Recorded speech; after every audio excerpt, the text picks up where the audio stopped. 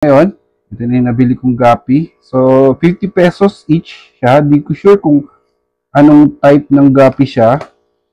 Comment down below na lang kung alam nyo kung anong gapi to.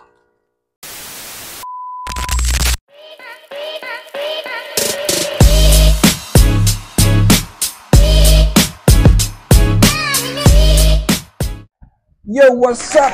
Welcome back to my channel. So here again, I'm back again with another video. So I have here a 5-gallon tank. 5-gallon tank siya na binigay sa akin ng tropa, and I'm thinking of restoring it. Lagyan ko ng gapi family, or mag-try kong mag-breed ng gapi o mag-alaga ng gapi, since I've heard na medyo mura sila. Unang-una is mura. I mean, yung hindi yung yung mga hindi naman yung rare gapi, just yung common ones lang, just to start my gapi family. So this one is a 5-gallon tank, binigay sa akin ng tropa ko. As you can see, I did some leak test already. Hindi naman siya tumagas, wala naman siyang leak so far. Yeah, medyo konting dumi lang. Siguro makuha ko rin dyan tulad nung ginawa ko. Probably tatanggalin ko na rin to para thinking na rimless ang gagawin ko. So babaklasin ko tong ibabaw para maging rimless siya. Tingnan. So look, I don't know. We'll try, we'll see how it goes. And that's it. So yeah. So hindi ko pa alam kung anong gapping, what type of gapping na ilalagay ko dito. Pero siguro yung pinakamura at madaling alagaan. It's either siguro gapi, mollies, small fishes na pwede kong alagaan here. Small community na pwede ko siyang, just to start my gapi fish keeping. So marami akong makikita, marami naman online na nagtuturo about how to take care, mga maintenance ng guppies, and anong pinapakain, best food for guppies. So I did some research na madali lang naman daw siyang alagaan, and I'd like to try it. So I'll be using this 5-gallon for that. So anyway, linisin muna natin tong 5-gallon tank ko, and we'll start from there. Alright, let's go!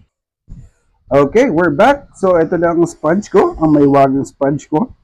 And then, water. Para linisin itong, itong 5-gallon tank. So, buhusan lang natin tubig. Alright. And then, we'll gonna be scrubbing this one.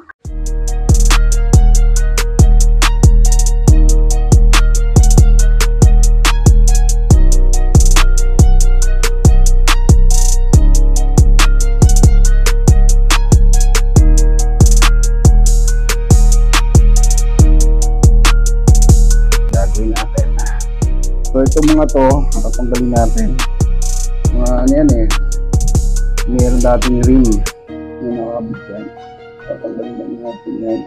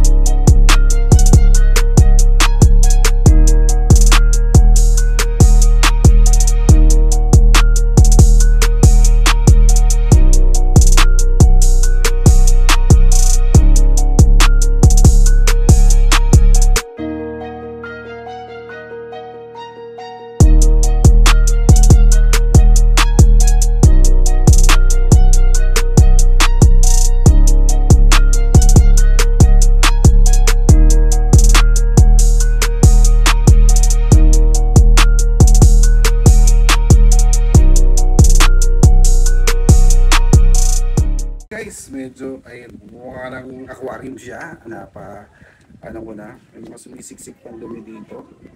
So anyway, ganyan lang, ilinis ko lang and then lagyan natin ng tubig.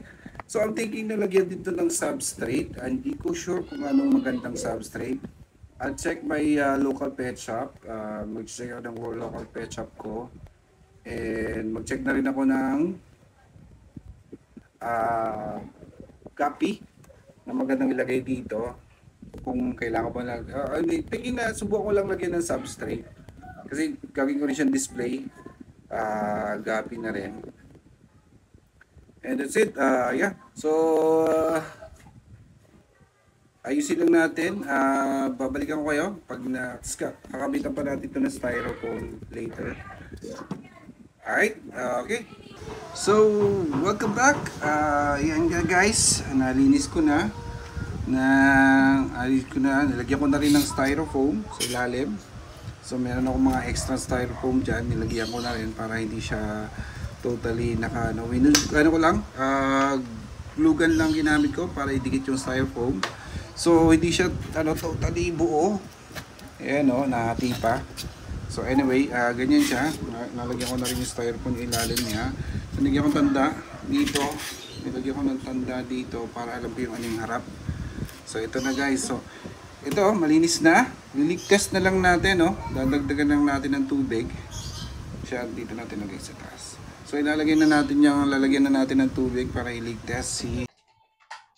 Hello, what's up? We're back. So after 24 hours, ayan na yung aquarium.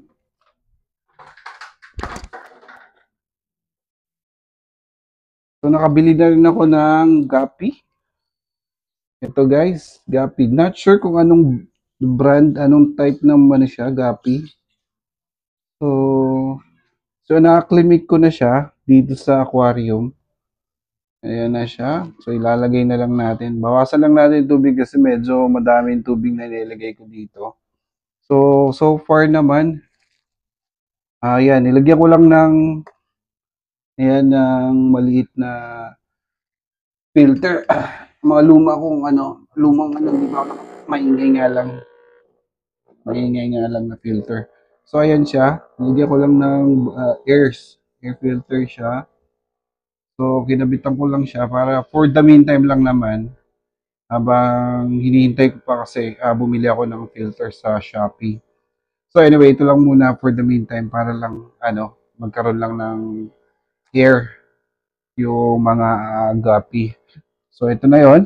Ito na yung nabili kong gapi. So 50 pesos each siya. Di ko sure kung anong type ng gapi siya. Comment down below na lang kung alam nyo kung anong gapi to. Hindi ko sure eh. Ayan siya oh. Ayan yung So, ang sabi sa akin, yung mga high fins daw, yan ang male. And ito is female, yung maliit ang fin. So, dalawang pair ang binili ko. Hopefully, mag-breed din sila dito. Yan. So, na-acclimate ko na sila. So, babawasan lang natin yung tubig. Kasi masyadong marami yung tubig na nailagay ko sa aquarium. Lalagyan natin, no? So, pwede na siguro yung ganyang, kababa sa tubig. So, ilalagay na natin yung mga guppies. And hopefully, mabuhay sila. Ayan sila, guys. So, I'm not sure kung ano pinapakain dito. Nag-research na lang ako kung anong pinapakain siya. Ano pinapakain dito. Pero, believe na mga daphne, mga bloodworm. Not sure. So, anyway, I'll check mag-research ako for more para lang dito sa mga gapi ko. Yan. So, 2 pairs siya. Yan, guys. Yan. Yan na. So, ito, yung malaking fin daw is male.